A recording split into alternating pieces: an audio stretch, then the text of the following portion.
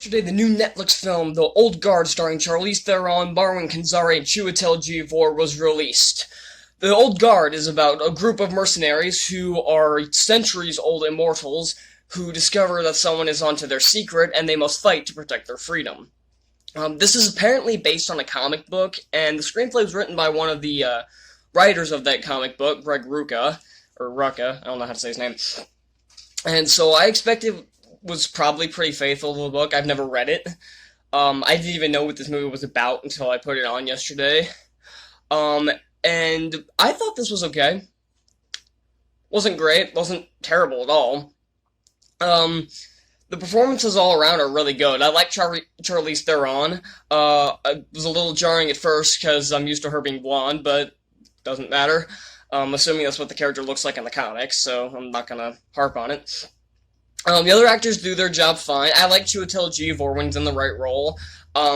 He would have been fine as Scar if that Lion King movie was any good. So, but I liked him in Doctor Strange. He was great in 12 Years a Slave, so he's a great actor, and he's just as good here.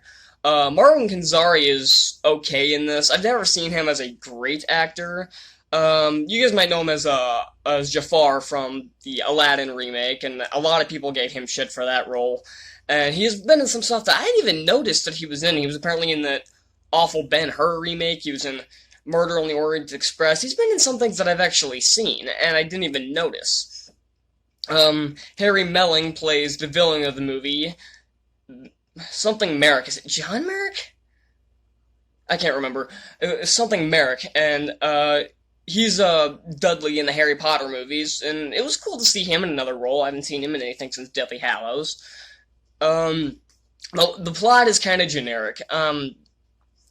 It's literally just these four powerful beings with the ability to heal. That's what their abilities are, and they can also dream each other until they find each other. That's kind of how they are able to track one another. Yeah, that doesn't make much sense.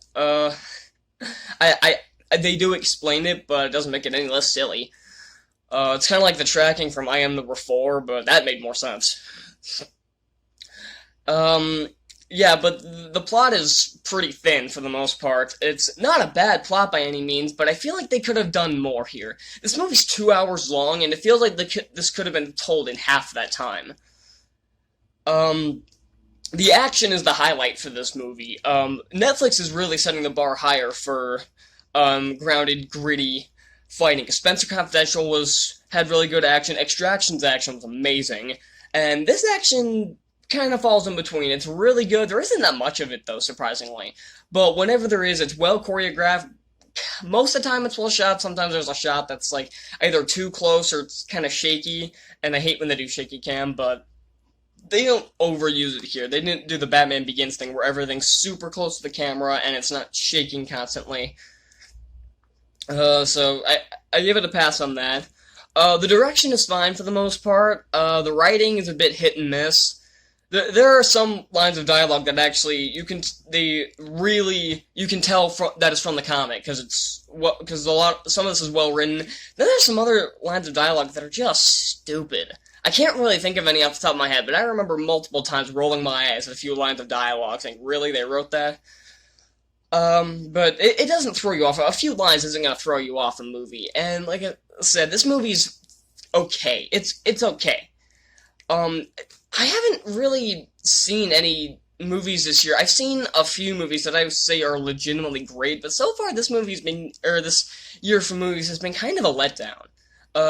Mostly because most of the good movies that I was really looking forward to got pushed back like 8 or 9 months. So, like Black Widow, ooh, you looking forward to that? Nope, gotta wait till November. Oh, you looking forward to Milan? Nope, you gotta wait till August now. Yay.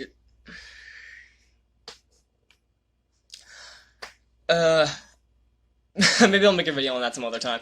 But, this is not what this video is for, so I'm going to get back on track. The music's nothing special. I don't know who did the score for this, and I don't really care enough to take time out of my life to look it up. Lord.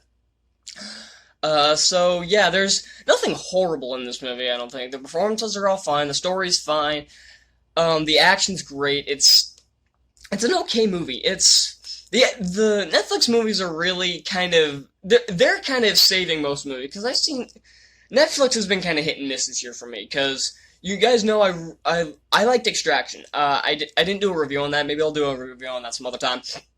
I thought Spencer Confidential was okay. And then I thought Eurovision was a complete disaster, and I thought Feel the Beat was really mediocre at best. So they have been really hit and miss. This one kind of falls below Extraction. It's somewhere between Extraction and Spencer Confidential. It's not nearly as bad as Eurovision. I know a lot of people like that movie, and I got plenty of flack for it.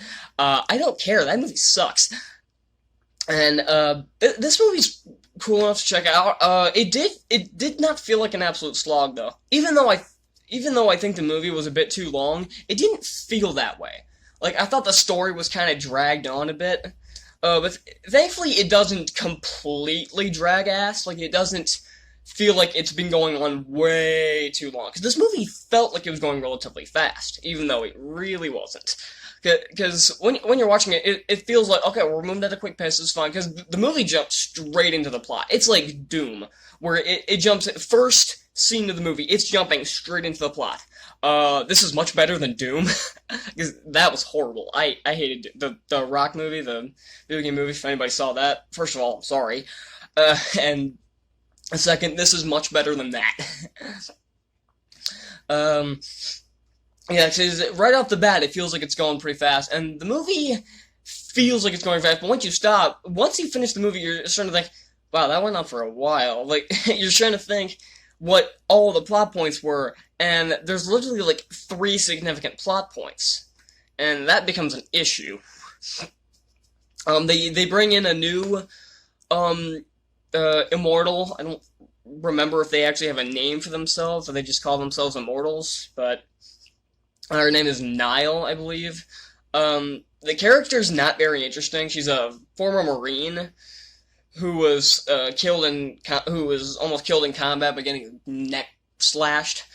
And that's how apparently you become an immortal. Like if you're chosen to become an immortal, you do when you die. I think. I don't know. This movie just that's the biggest problem with this movie. It just makes no damn sense. There's so many things that go completely unexplained, or if they are explained, they're not explained enough to where they make sense. This movie needed, I'm not gonna say this movie needed extra screen time, but it needed a little bit more explaining. I am not one for exposition in movies. I hate when they just have to rant on and on to explain stuff, but here it would have been welcomed. I would have liked a little bit more explanation on who they are, what they've been doing the past century. I know what they've been doing the past centuries, but it's never really explained to the last, 20 minutes. They never establish what their goals are, they never establish how their powers work and when they stop, because apparently, another significant plot point in this is that when eventually, your immortality healing can at some point just stop. And they never explain why. I know they try to pull this bullshit where it's like, oh, it's our time has come. Yeah, that doesn't explain shit. It's just there's so much stuff in this movie that I wish was explained better, and it wasn't. But in the grand scheme of things, it doesn't really matter. This movie's good, I guess. I probably wouldn't rewatch it again. I might. You never know. So yeah, it's an okay movie. Go check it out on Netflix. It's an easy 2 hours to kill. I'm gonna give The Old Guards a C+. Thank you all so much for watching. If you want more 2020 reviews, just comment down below what you want and hit that like button and subscribe for more reviews. And yeah, I'll see y'all next time. Bye.